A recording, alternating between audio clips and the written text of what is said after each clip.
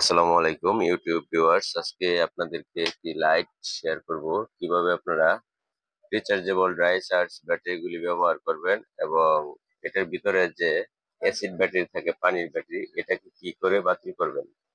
এই ব্যাটারিটি চার্জ করতো এই বুস্টার পিএফ এর মাধ্যমে, আর এটা এখন বাতিল করে দেওয়া হয়েছে।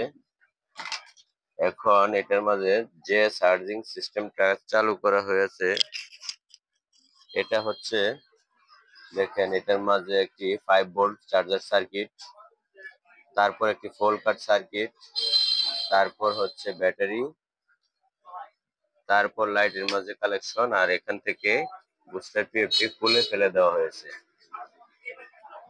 এখন এটা আপনাদেরকে আমি লাইন দিয়ে চার্জ করে দেখাচ্ছি।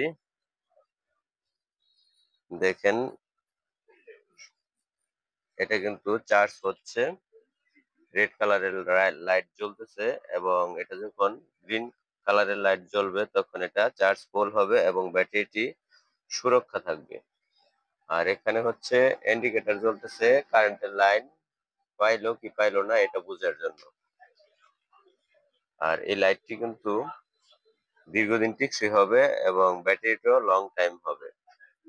যদি আপনারা আগের ফর্মুলাতে, আগে যে সিস্টেম ছিল চার্জার সার্কিটের ভিতরে এই যে বুস্টার পিএফ এর মাধ্যমে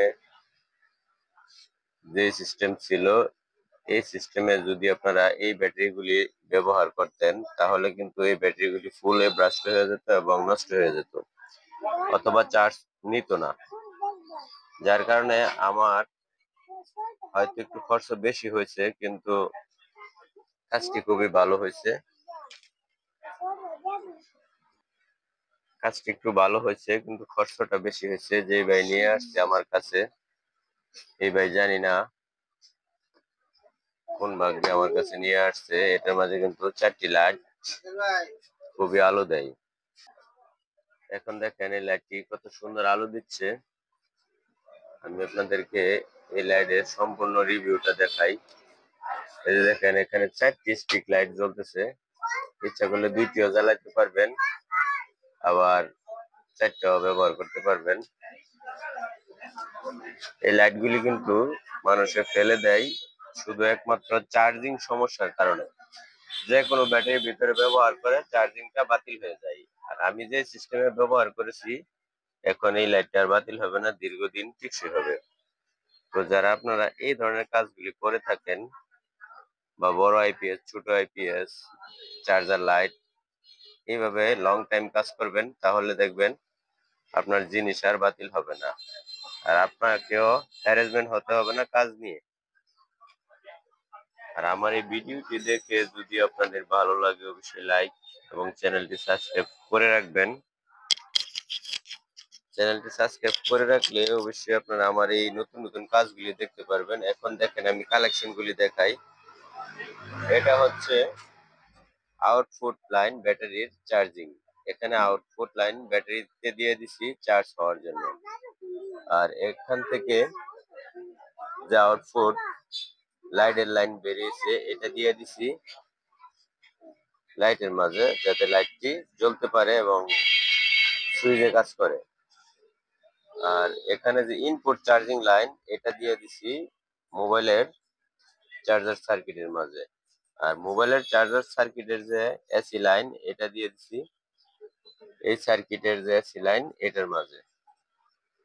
এখন কিন্তু সম্পূর্ণ কালেকশন করা শেষ। এখন এই লাইটটিকে আমি ফিটিং করব, ফিটিং করার পর আপনাদেরকে আবার দেখাবো, তারপর আপনারা বুঝতে পারবেন এই কাজটি কেমন হয়েছে।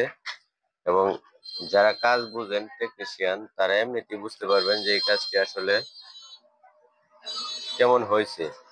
আশা করি সবাই বুঝতে পারবেন এবং যারা না বুঝেন তারাও বুঝতে পারবেন এই কাজটি।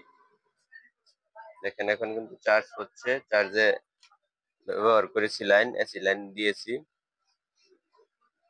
এটা ব্যাটারি চার্জ করে অটোমেটিক এখানে আরেকটি লাইট জ্বলে উঠবে, তারপর আর এই লাইটটি কোনো নষ্ট হবে না। এই লাইটটি চার্জ হতে দীর্ঘ সময় নেবে এবং আধা ঘন্টা, 30 মিনিট, 40 মিনিট, যতক্ষণই লাগে তার মর্জি মতনে লাইটটি চার্জ করবে। চার্জ করে ফুল কাট করে অটোমেটিক অফ হয়ে বসে থাকবে। যদি আপনি ১ মাসও লাগিয়ে চলে যান কোথাও, তারপরও কোনো সমস্যা হবে না। আর কালেকশন গুলি আপনাদেরকে তো সুন্দরভাবে বুঝিয়ে দিয়েছি। কালেকশন গুলি এইভাবে করবেন আপনারা, তাহলে অবশ্যই কাজে সাকসেসফুল হতে পারবেন। কাজটি ভালো লাগলে অবশ্যই চ্যানেলটি সাবস্ক্রাইব করে রাখবেন।